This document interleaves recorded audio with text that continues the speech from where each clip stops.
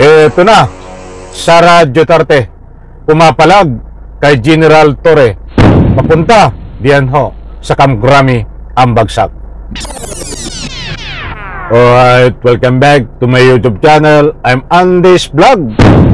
Pumapalag-palag pa ho kay General Torre itong si Sara Duterte sa pagdala, pag-imbita diyan ho sa Camp Crame kay Sara Duterte. Nako ho, ay hindi na ho pinaligtas ni General Torre itong si Sara Duterte dahil usapang Camp Crame na ho para dalhin at imbitahan doon itong si Sara Duterte. Ay grabing palag ho, Vice Presidente daw siya ang dapat masunod dito sa mga ibabahagi ko po sa inyo. That's why grabing palag ho dito kay General Torre itong si Sara Duterte. Isang like muna sa video na ito kung nagustuhan nyo po. Sabay-sabay po nating i-like ang video na ito. Sa lahat ng hindi pa nakasubscribe dito sa aking YouTube channel, road to 300k subscribers na po tayo. Maraming salamat. Please subscribe. Ito, ibabahagi ko po sa inyo. Huwag nyo pong kaligtaan, panoorin, pakinggan, unawain ang ibabahagi ko po sa inyo. Nako, alam nyo naman niyo itong si General Torre, wala ho itong sinasanto. Maging ito ang humuli kay Kibuloy, ito ang humuli kay dating Presidente Digong, at syempre marami pang iba na mayroong warrant of arrest. But ang bigyan po natin ng highlight ngayon, kahapon lang ito lumabas na balita at naganap na pangyayari, mainit-init pa.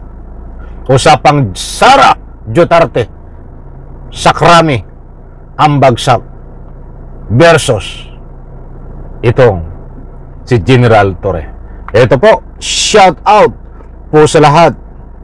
Noel Montalvo.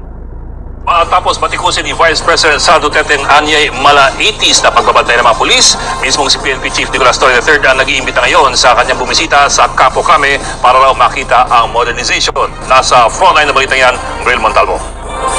Ayan po mga kaibigan, usapang General Torre at itong si Sara Mapusit.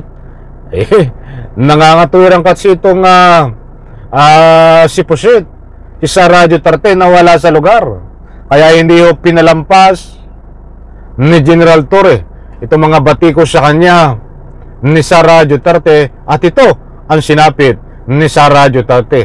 Camp Crame ang bagsak sa kanyang pag-imbita. Ito po mga kaibigan.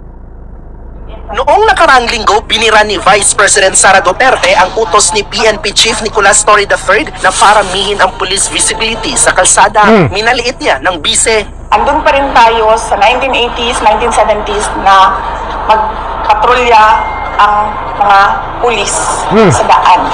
Dapat ang ginagawa ng Pilipino, I'm trying not to utter the word BOBO may drone, may robot, may CCTV, napakaluma na yan ng CCTV, at napakarami pang iba na pwede mong gamitin, pwede mong i-harness from the universe. Nako, iyan na ho si Sara Mapusit, si Piatos.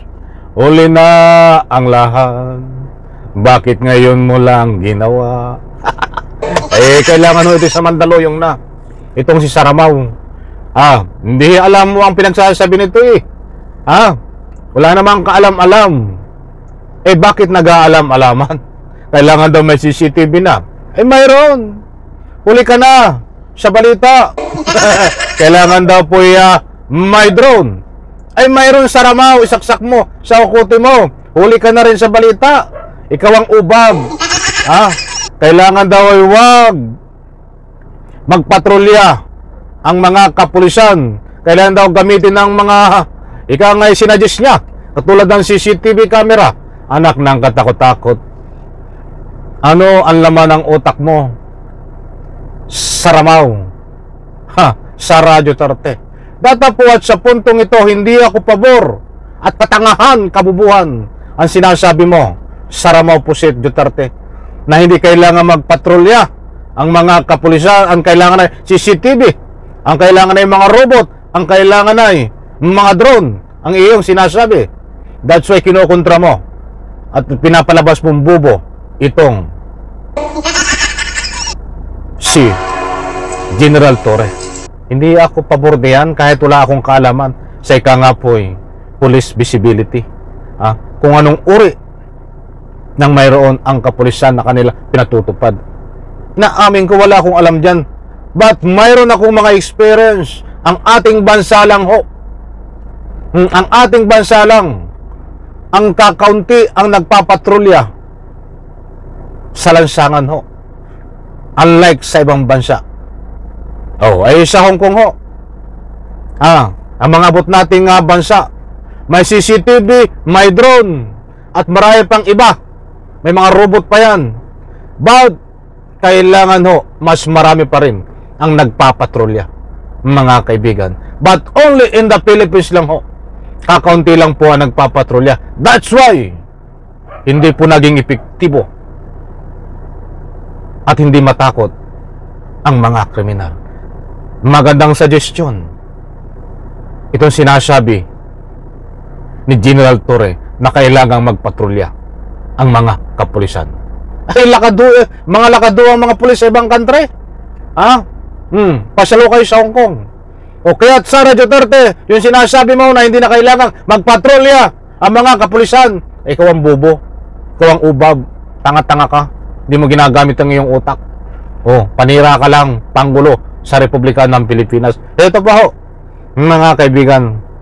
Para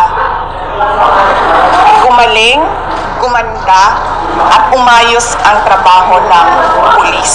Kanina, bumuelta riyan si Torre. Pero yung CCTV at drone na suggestion ng bise, hindi naman na raw bago. Ginamit na raw talaga yan. Meron tayo dyan drone, nandyan ang mga CCTV, interconnected yung mga CCTV, nandyan ang ating mga body cameras, at marami pang iba.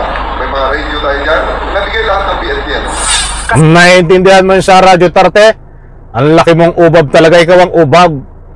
Ay salute General Torre. Sabay niya, niyaya ni Torre si VP Sara na bumisita sa headquarter ng pulisya. Well, the Vice President is always welcome to visit us here in Camp Crame to see kung paano natin ginagamit ang teknolohiya sa pagpupulis natin. Wala pang tugon ng bise sa imbitasyong yan ng PNP Chief. Nagbabalita po. Ayan mga kaibigan, maliwanag po. Bilisan na po natin. Kaya datapuat na sabi ko ho, na pumalag itong si Sara Duterte kay General Torre nandalo dito sa binahagi ko po sa inyo. Maliwanag naman po na pumalag itong si Sara Duterte dito sa mga ginagawa ni General Torre tungkol sa ikagaganda ng kapulisan. At hindi nga ho nakatiis si General Torre.